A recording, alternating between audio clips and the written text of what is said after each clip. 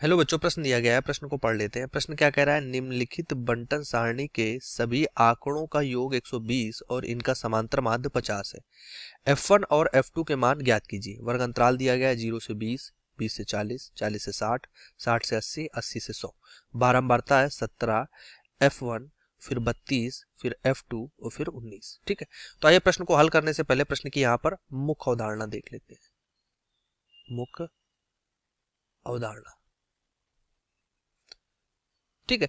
तो इस प्रश्न से संबंधित जो इसकी मुख्य अवधारणा बनती है वो हम क्या करेंगे, यहाँ पर हम प्रत्यक्ष विधि का उपयोग करके समांतर माध्य का सूत्र लिखते हैं। प्रत्यक्ष विधि से, प्रत्यक्ष विधि से, ठीक है। तो यहाँ से प्रत्यक्ष विधि से सूत्र बनता है x बार equal to summation f x बटे समेशन एफ। ठीक, अब प्रश्न में हमें क्या दिया गया है वो हम लिख लेते हैं। प्रश्न में अगर प्रश्नानुसार चलें तो हमें प्रश्न में समांतर माध्य दिया गया है। समांतर माध्य जो हमें वो प्रश्न में दिया गया है वो कितना दिया है? एक्स बार बराबर हमें यहाँ पर दिया है 50 और हमें दिया हुआ है कि सभी आंकड़ों का योग मतलब कि बारंबारता योग सिग्मा एफ हमें दिया है 120। आइए अब सारणी बना लेते हैं। तो यहाँ पर हमें प्रश्नानुसार वर्ग अंतराल जो है उसकी अगर हम बात करें तो वर्ग अंतराल दिया गया है 0 से 20, 20 से 40, 0 से 20 है, फिर 20 से 40 है,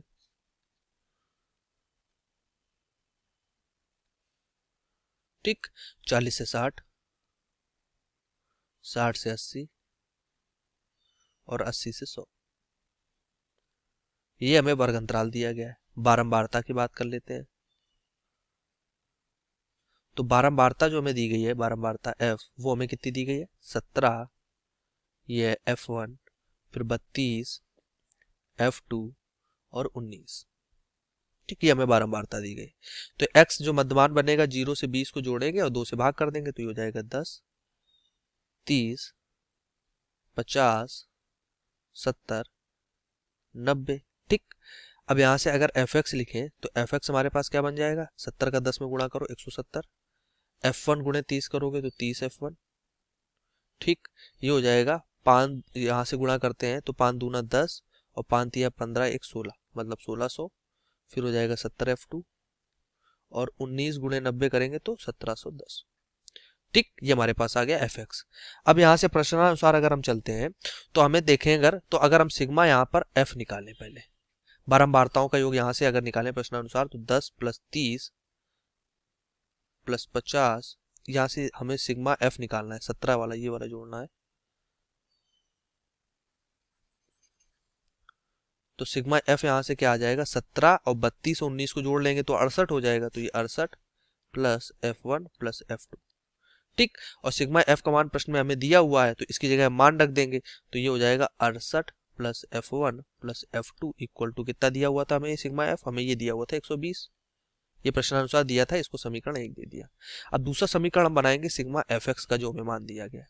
सिग्मा एफ एक्स हमारे पास हो जाएगा ये हो जाएगा 3480 प्लस 30 F1 और प्लस का 70 F2। ठीक, अब यहाँ से अगर हम देखें तो जो प्रश्नानुसार पहले वाला जो हमें मान दिया था, अगर यहाँ से हम इसको समीकरण को हल करें थोड़ा, क्योंकि 68 को हम उस तरफ ले जाते हैं, इसको अभी समीकरण 1 नहीं देते हैं, इसको आगे हल करके समीकरण 1 देंगे। ठीक, ये तो यहाँ पर छोड़ देते हैं सिग्मा एफ एक्स जो में दिया गया। अब समीकरण इससे बात कर रहे हैं ये वाले 68 वाले समीकरण की, तो ये हो जाएगा F1 plus F2 equal to हमारे पास आ जाएगा 52। इसको समीकरण 1 दे देते हैं। ठीक, हमने 68 को उस तरफ ले गए तो ये 52 आ गया, इसको हमने समीकरण 1 दे दिया। सिग्मा एफ एक्स से हमने एक ये समीकरण बना लिया। अब प्रश्नानुसार अगर हम देखें एक्स बार पे चलते हैं। एक्स बार हमें जो प्रश्नानुसार दिया गया है तो एक्स बार इक्वल टू हमारे पास क्या होता है? ये हमारे पास होता है सिग्मा एफ एक्स और बटे में सिग्मा एफ। और एक्स बार हमें प्रश्न में दिया हुआ है, कितना दिया है? ये हमें दिया हुआ है 50। एक्स बार हमें कितना दिया एक बार देख लेते हैं। एक्स बार हमें 50 दिया हुआ है, 50 लिख दिया। ठीक, और यहाँ से इक्वल टू हो जाएगा, ये हमारे पास कितना है? 3480 प्लस 30 F1 प्लस 70 F2 और सिग्मा एफ हमारे पास कितना है? सिग्मा एफ अगर हम देखें तो ये हमें प्रश्न में दिया हुआ था, ये 120 दिया हुआ था, तो 120 का इधर गुणा हो जाएगा तो 50 गुणे 120 हो जाएगा, तो ये हो जाएगा 30 F1 प्लस 70 F2 और ये हमारे पास हो जाएगा 50 गुणे 120 और इससे 3480 से माइनस कर देंगे तो ये आ जाएगा 2520। इसको समीकरण 2 दे दिया। तो ये दूसरा समीकरण हमने एक्स बार से निकाल लिया। ठीक, अब समीकरण 1 जो है उसमें अगर हम 30 का गुणा कर लें फिर इससे समीकरण 2 से 1 को घटाएंगे तो 30 F1 हमारे पास कैंसिल हो जाएगा। तो पहले क्या करते हैं, समीकरण 1 में 30 से गुणा करने पर तो ये हो जाएगा 30 F1 प्लस 30 F2 और उस साइड भी गुणा हो जाएगा तो ये हो जाएगा 1560, समीकरण 3। अब समीकरण 3 और 2 को अगर देख लें तो अगर 2 माइनस 3 करेंगे समीकरण 2 व 3 से, समीकरण 2 व 3 से, तो यहां से समीकरण हमारे पास 2 क्या है, 30 F1 plus 70 F2 equal to 2520। 2520 आया था हमारे पास, देख लेते हैं एक बार। हाँ 2520 था हमारे पास। और ये हमारे पास क्या है, 30 F1 plus 30 F2 equal to हमारे पास है 1560।